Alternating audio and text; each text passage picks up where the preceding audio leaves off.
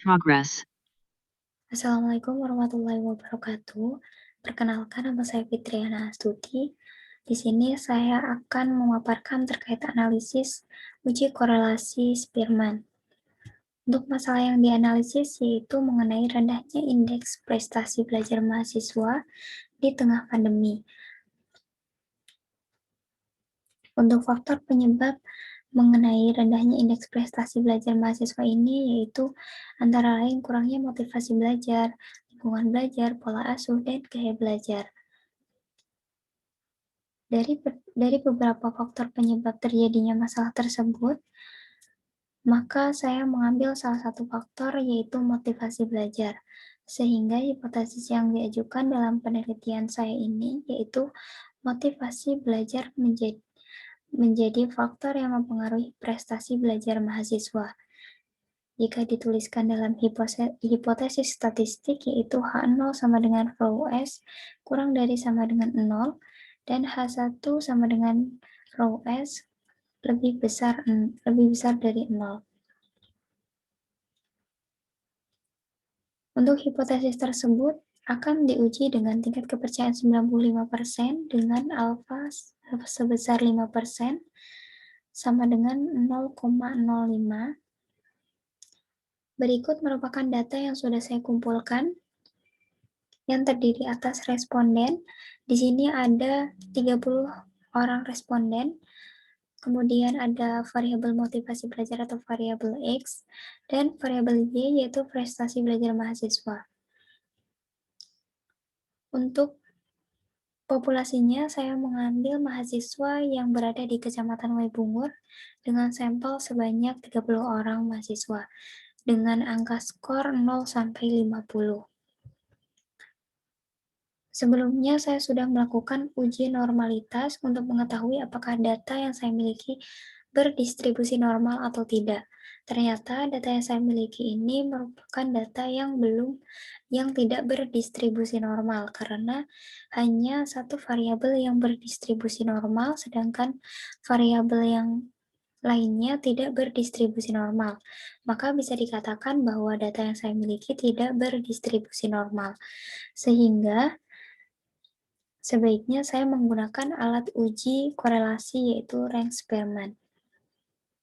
Karena data yang berdistribusi normal adalah data yang memiliki nilai signifikansi yaitu di atas 0,05. Untuk teori yang relevan yang saya gunakan yaitu teori menurut Sugiono pada tahun 2012 yang menyatakan bahwa 0,00 sampai 0,199 sama dengan sangat rendah sampai dengan 0,80 sampai dengan 1,000 sama dengan sangat kuat.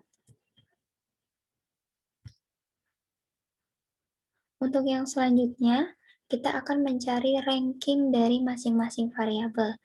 Di sini saya sudah mencari ranking dari masing-masing variabel. Namun saya akan tetap memberikan penjelasan terkait bagaimana cara mencari ranking dari masing-masing variabel tersebut. Yang pertama untuk ranking variabel X yaitu kita akan mencari nilai atau skor yang paling tinggi yang ada di kolom motivasi belajar atau variabel X. Nah, di sini nilai yang paling tinggi yaitu 45. Namun, data 45 terdapat dua data yang sama, yang kemudian kita harus memperingkatkan atau merankingkan data tersebut dengan rumus seperti ini. Jika ada skor yang sama, contohnya adalah 45, skornya ada dua yang sama, maka kita urutkan dari skor peringkat 1 ditambah dengan skor peringkat 2 dibagi dengan jumlah skor yang sama yaitu 2 sama dengan 0,5. Begitu juga seterusnya.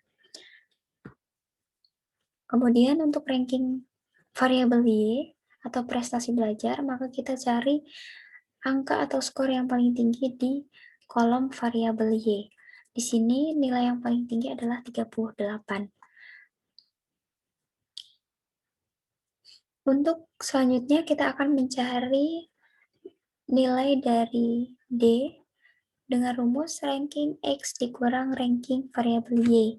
Di sini, karena kita sudah mencari ranking variabel X dan Y, maka kita tinggal mengurangkan.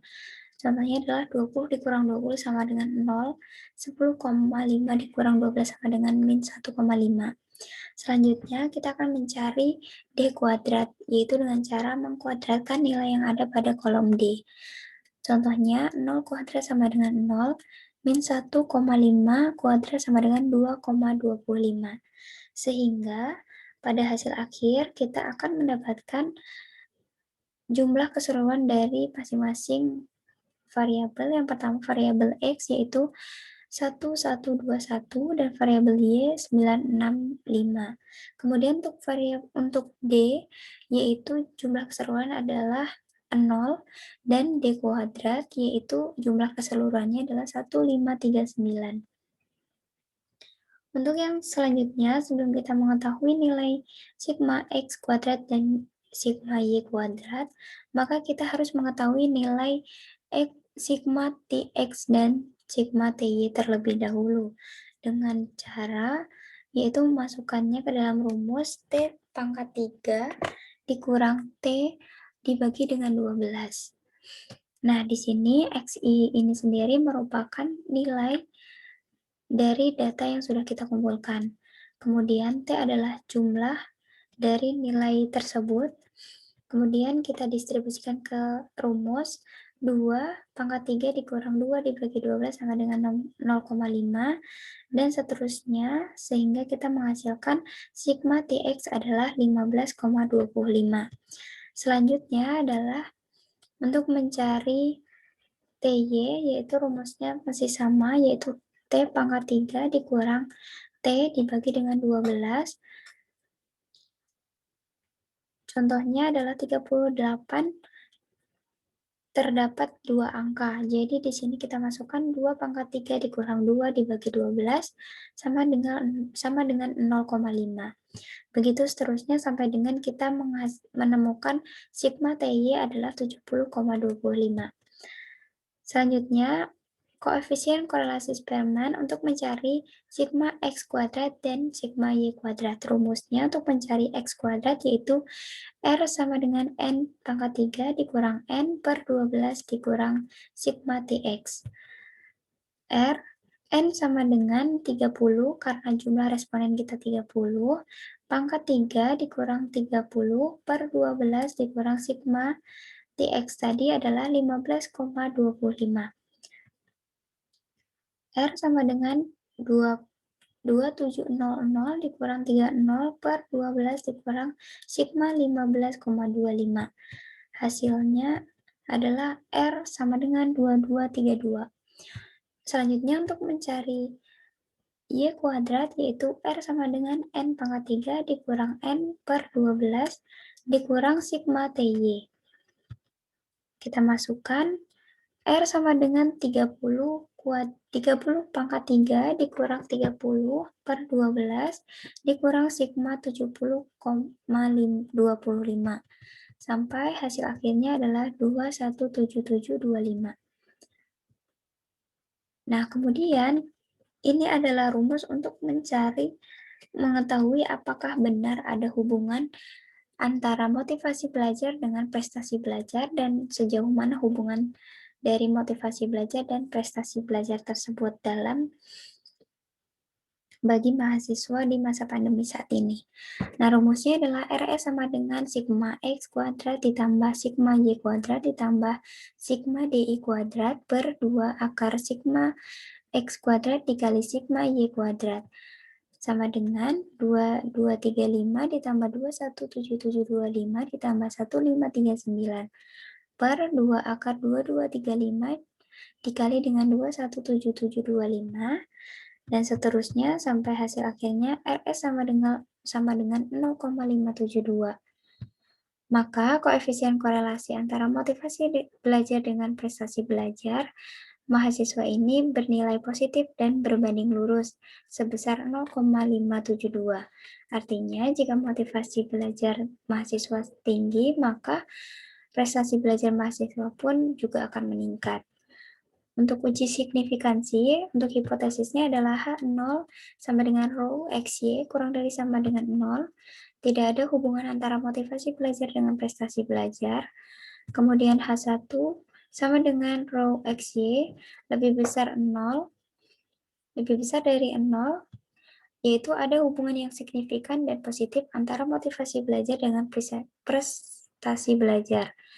Untuk taraf signifikan, yaitu saya menggunakan alfa 5% atau sama dengan 0,05, DF sama dengan N dikurang 2 sama dengan 30 dikurang 2 sama dengan 28. Untuk statistik uji, yaitu rumusnya adalah R3 akar N dikurang 2 per akar 1 dikurang RS pangkat 2. T sama dengan R3-nya adalah 0,572 akar 30 dikurang 2 per akar 1 dikurang 0,572 pangkat 2.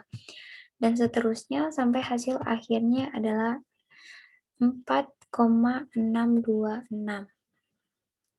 Ini merupakan hasil nilai dari T hitung.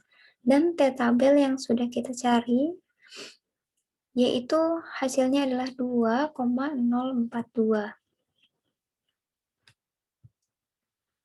Untuk kriteria uji, jika T hitung lebih besar dari T tabel, maka H0 ditolak. Jika T hitung lebih kecil dari T tabel, maka H0 diterima. Kesimpulannya, kita akan membandingkan dari hasil T hitung dan T tabel. Mohon maaf, ini harusnya 4,626, yang lebih besar dari T tabel yaitu 2,048. Maka hasilnya adalah H0 ditolak dan H1 diterima, yang mana ada hubungan yang signifikan dan positif antara pengaruh motivasi belajar dengan prestasi belajar mahasiswa. Kemudian, sekarang kita akan melanjutkan untuk menguji data yang kita miliki di software SPSS. Nah, di sini kita sebelumnya harus membuat label terlebih dahulu pada variabel view, yaitu labelnya adalah motivasi belajar dan prestasi belajar. Kemudian kita akan lanjutkan klik data view, lalu kita copy data yang kita miliki dan masukkan ke data view yang ada di sini. Kemudian selanjutnya kita akan lanjutkan untuk klik analyze, kemudian klik correlate dan bivariate. Kemudian kita masukkan motivasi dan prestasi belajar ke dalam variabel, lalu kita centang kolom Spearman, kemudian kita centang juga kolom one-tiled, kemudian klik OK. Lalu akan muncul hasilnya seperti ini, yang dimana dapat kita lihat secara bersama-sama bahwa nilai motivasi belajar dengan prestasi belajar angka korelasinya adalah 1000. Sedangkan motivasi belajar dengan prestasi belajar, nilai korelasinya adalah 0,572.